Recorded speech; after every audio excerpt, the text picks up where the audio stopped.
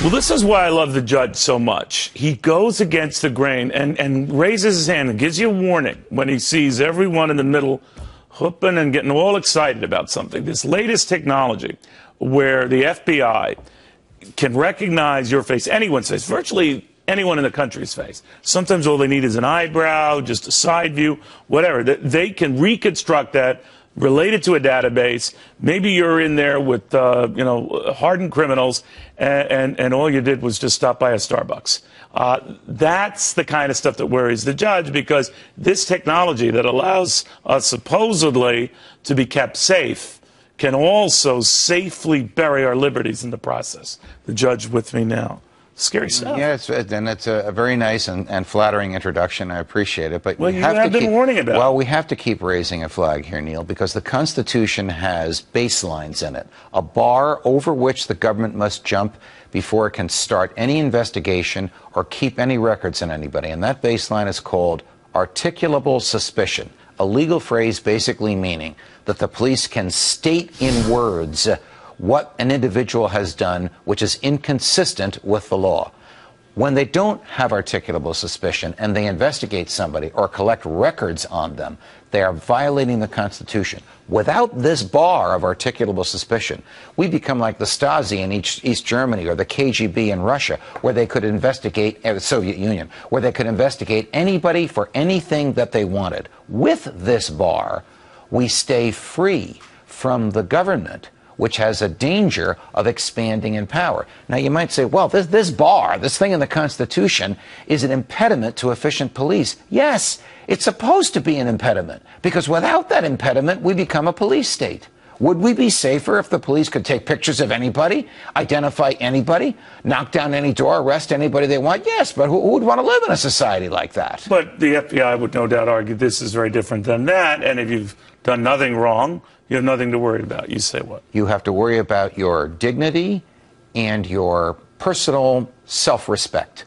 To expose yourself to the government, to allow the government to take pictures of you and do anything. And how do they get these pictures? Apparently 35 million now will grow to 59 million. But the database itself will eventually comprise all 330 million Americans. You weren't kidding when you said when you go to Starbucks. When you go outside this building, there are no doubt people from the government prepared to take pictures, and they match eyebrows and eyelashes and nostrils and teeth and smiles. But they're not intentionally doing it. They can reconstruct it later. Yes. I doubt if they are intentionally doing it for you, but I doubt that they don't have enough of your facial and bodily features to allow them to reconstruct you.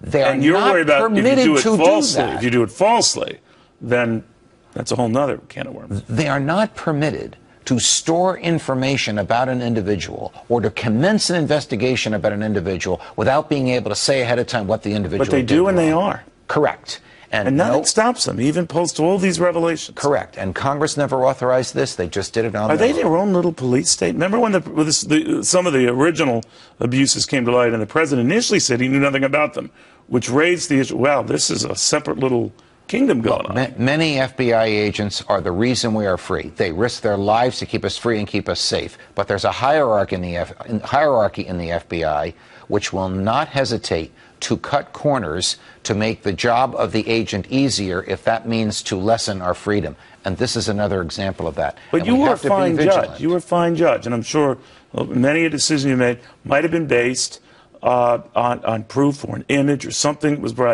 provided unequivocal proof that the person accused was at the scene. And it might have been involving just a street cam or something like that. Look, if they take a picture of a fire and the arsonist happens to be in that picture, there's no problem with that. But if they follow you to take pictures of you and reconstruct your face and have pictures of your eyebrows and eyelashes without believing you've done anything wrong, just because they want Let's say you get it afterwards, though. Someone provided you, Judge, we have, this is taken from a street cam.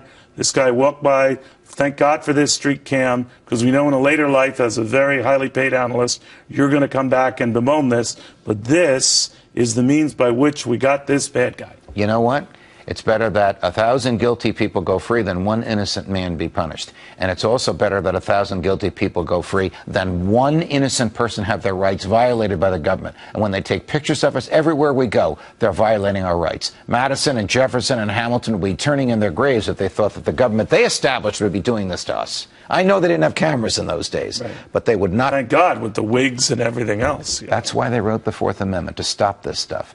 And unless they prosecute somebody, Neil, on the basis of these pictures, no one's in a position to challenge it. All right, so I'm going to put you down as a maybe on this new technology. Judge, thank you, my friend. Do they have pictures of your facial and bodily image? Well, I'm all over the internet. Usually outside of Ponderosa, but I am all over the internet.